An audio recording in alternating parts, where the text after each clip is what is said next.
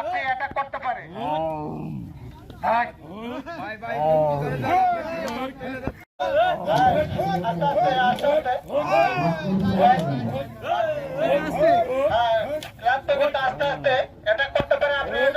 সুন্দরবনের গুরুত্ব কতটা বোঝানোর জন্য আমি বাংলা জীবনেও আসবো না, কারণ একবার সাইক্লোন হলে তো এটা আপনাদের বোঝা উচিত। সিডর যখন হয়েছে তখন আপনাদের বোঝা উচিত, আয়লা যখন হয়েছে আপনাদের বোঝা উচিত, প্রতি বছর আপনাদের বোঝা উচিত। আরো বুঝবেন, কারণ জলবায়ু পরিবর্তনের কারণে ভারত মহাসাগরে আগে গত 50 বছরের স্টাডি করে দেখা গিয়েছে, তার আগে 50 বছরের স্টাডি করে দেখা গিয়েছে জলবায়ু পরিবর্তনের কারণে আগে যে পরিমাণ সাইক্লোন তৈরি হতো ভারত মহাসাগরে, এখন তার চেয়ে অনেক বেশি তৈরি হয়। আগে সাইক্লোনগুলির যে শক্তি নিয়ে আঘাত করত, এখন তার চেয়ে অনেক বেশি শক্তি নিয়ে এগুলো আঘাত করে। কাজে আপনি ভালোবাসবেন কি বাসবেন না, আপনি সাইক্লোন আসলে চিন্তা করবেন। আমেরিকাতে 6,30,000 সন্তান সম্ভবা মা সন্তান জন্ম দেয় মার্কারি কন্টামিনেশনের ঝুঁকিতে থেকে। এই মার্কারি কন্টামিনেশনের ঝুঁকি কি? তার প্রায় 50% দায় হচ্ছে কয়লা ভিত্তিক বিদ্যুৎ কেন্দ্রের। আমেরিকাতে যত কয়লা ভিত্তিক বিদ্যুৎ কেন্দ্র আছে তার দায় হচ্ছে 50%।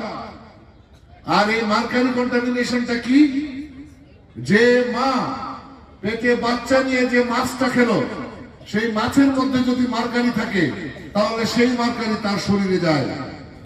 যদি যায়, সে যে সন্তান জন্ম দিবে সেই সন্তান যখন বড় হতে থাকবে তখন তার ইন্টেলেকচুয়াল ডিসেবিলিটি হয়, বুদ্ধি প্রতিবন্ধী হতে থাকে, সে চোখে কম দেখতে থাকে, সে কানে কম শুনতে থাকে। পশুর নদীতে মার্কারি পলিউশন সহনীয় মাত্রার চেয়ে 10 গুণ বেশি। আপনারা কে কে পশুর নদীর মাছ খান না? হাত তুলেন তো। আছে কেউ পশুর নদীর মাছ খান না?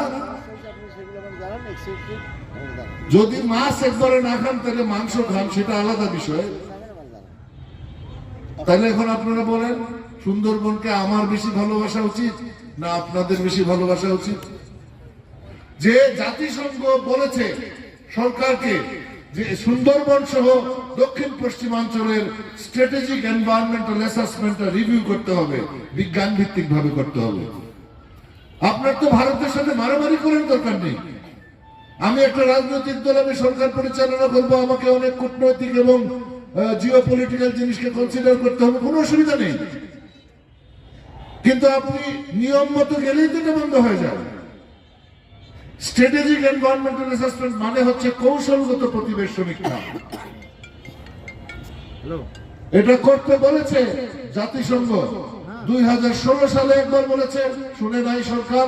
18 সালে আবার বলেছে, 2021 সালে তখন সরকার করার চেষ্টা করেছে, 2023 সালে না কবে এটা রিপোর্ট দিয়েছে। এই রিপোর্টের মধ্যে কোনো সায়েন্টিফিক ইন্টিগ্রিটি নেই।